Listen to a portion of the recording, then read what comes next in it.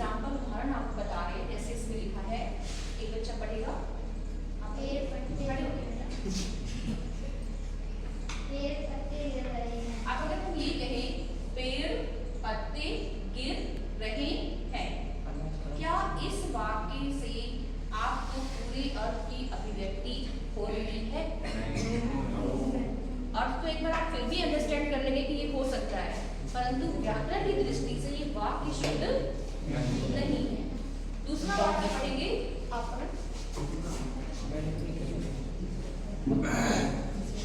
शास्त्र पढ़ा रहे हैं, आपको तो आता है, इससे लग रहा है ना। अभी हमने क्या लिखा हुआ है? शिक्षक छात्रों पढ़ा रहे हैं। यहाँ पर भी शिक्षक छात्रों पढ़ा रहे हैं। व्याकरण की दृष्टि से यही वाक्य सही है। पिताजी बच्चों फल लाए, इससे कहीं ना कहीं हमारे जो वाक्य है व्याकरण की दृष्टि से अगर देखा जाए तो पूर्ण नहीं है और अर्थ की अभिव्यक्ति भी पूर्ण नहीं हो रही है, ठीक प्रकार से नहीं हो पा रही।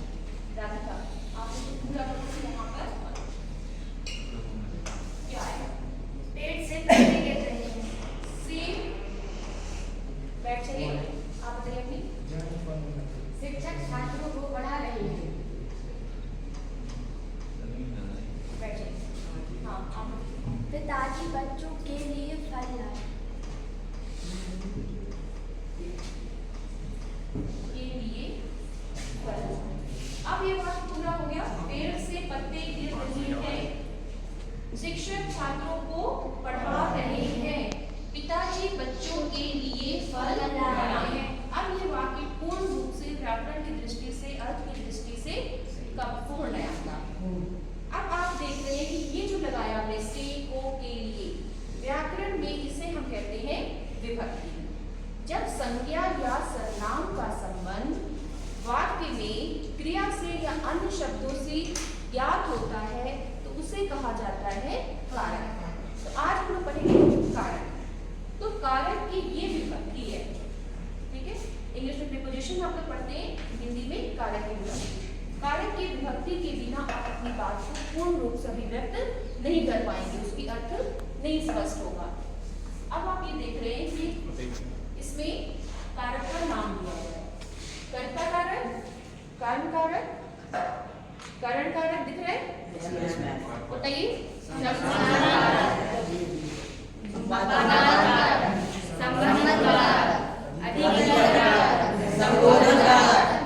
कारक के भेद है 8। अब इसके विभक्ति को देखते हैं यहाँ पर। विभक्ति ने। कर्ता कारक क्या है? काम को करने वाला है। कर्म कारक वो जिस पर क्रिया का प्रभाव या व्यापार का प्रभाव पड़े वो होता है कर्म कारक। अभी एक एक करके हम आपको स्पष्ट बताएंगे। करण कारक से के द्वारा, जिससे हमें साधन का बोध होता है। संप्रदान को के लिए, जिससे के द्वारा काम किसके लिए किया जाए या किसी को कुछ दिया जाए। अपादान कारक से अलग होना, जिससे अलगाव का बोध। संबंध कारक का के की रा रे री, जिससे संबंध का बोध हो। नेक्स्ट अधिकरण कारक में पर क्रिया का आधार। कोई चीज का आधार, मान लीजिए पेंसिल है तो पेंसिल मेज पर रखी है। अब इसका आधार क्या है? मेज। और विभक्ति क्या है? पर। अंतिम संबोधन हे और अरे। अगर हम किसी को संबोधन करते हैं, किसी को बुलाते हैं तो हे अरे। अब हम एक एक करके एक एक कारक को लेंगे।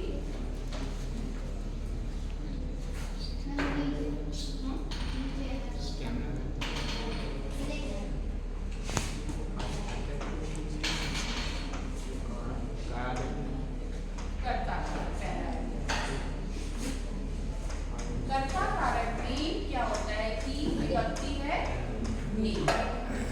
विभक्ति लगाते हैं परंतु हर वाक्य में विभक्ति नहीं लगी होती।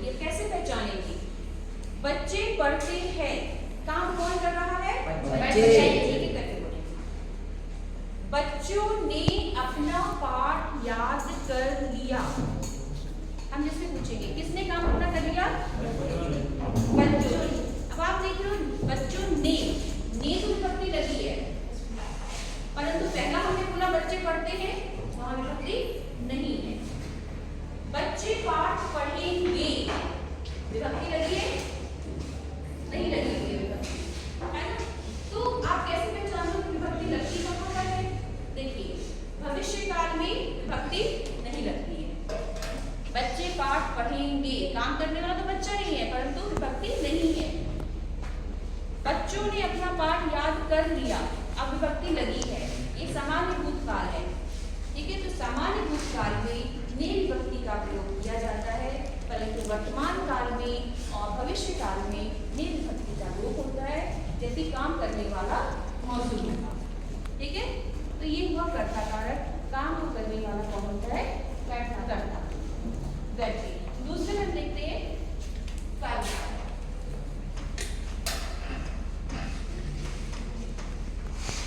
विभक्ति कर्म कारक विभक्ति छोड़, इसमें लिखा हुआ है जैसे गोपाल ने राधा को बुलाया, ठीक है? कैसे पहचानेंगे? किसे बुलाया? राधा को। कर्म आ रहा है क्या? किसे, किसको लगा के प्रश्न करते हैं, उत्तर मिलता है, क्रिया सकर्मक होती है। किसे बुलाया? राधा को। तो यहाँ कर्म है, यहाँ को विभक्ति लगी हुई है, ये कर्म है। करण कारक में साधन है, इसमें देखिए एग्जांपल है, दिख रहा वहां से? पढ़ लो सामने। हम आंखों से देखते हैं। हम आंखों से देखते हैं, से विभक्ति करण कारक। साधन किससे देखते हैं? आंखों से। शिक्षिका कलम से लिखती है, साधन क्या है? कलम। तो जिस साधन का प्रयोग करते हैं वो कहलाता है करण कारक। इसके बाद के द्वारा भी लगाते हैं, अगर हम कहें कि मैं कलम के द्वारा लिखती हूँ तो वो करण कारक है। फिर नेक्स्ट आता है आपका संप्रदान कारक। माँ बेटे के लिए सेब लाई, ठीक है? बात नहीं के लिए है तो आप पहचान लोगे कि ये संप्रदान कारक है, पर संप्रदान कारक में को विभक्ति भी लगी होती है। को विभक्ति कर्म कारक में भी है और संप्रदान कारक में भी है। अब आप कैसे पहचानेंगे कि ये संप्रदान कारक है या फिर कर्म कारक है? कोई बता सकता है या हम बताएंगे? आपको पता है? देखिए, अगर देने के अर्थ में होता है तो संप्रदान कारक क्या है? किसी के लिए काम करना या देना। देने के अर्थ में अगर को लगा है तो वहां पर संप्रदान कारक होगा। संप्रदान कारक दिया, अब वहां लास्ट में देने को आ रहा है तो देने के अर्थ में होगा तो वहां पर संप्रदान कारक होगा, ठीक है? अपादान कारक। अपादान कारक अलगाव। से विभक्ति करण कारक में भी होती है आपकी और से विभक्ति आपके अपादान में भी है। अपादान में अलगाव के लिए है। पेड़ से पत्ते गिर गए, अलग हो गया।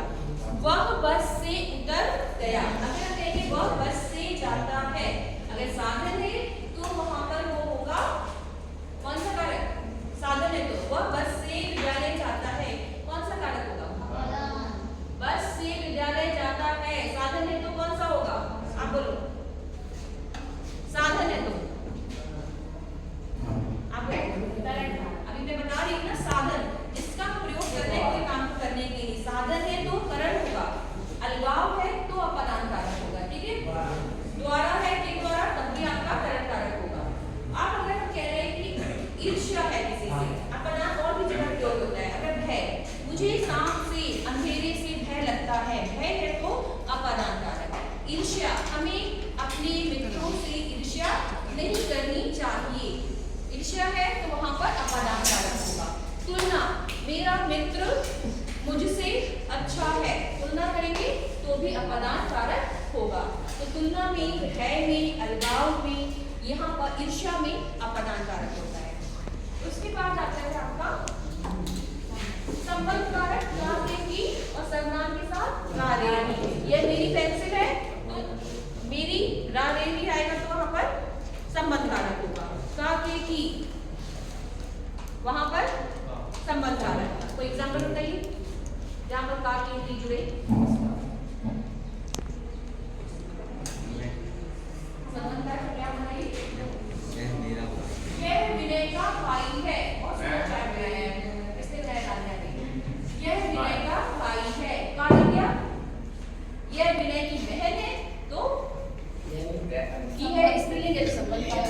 अधिकरण में और पर।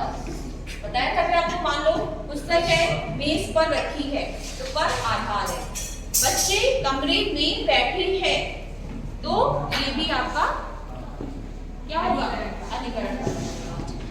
कमल सरोवर में खिलता है, संबोधन हे और अरे। संबोधन से आपको स्पष्ट है कि हम किसी को संबोधन करेंगे, या तो किसी को बुलाएंगे, अरे बच्चों इधर आओ, या फिर हम हे ईश्वर मेरी विनती सुनो। तो इस प्रकार से हम लोग ने कारक के 8 भेद पढ़ लिए।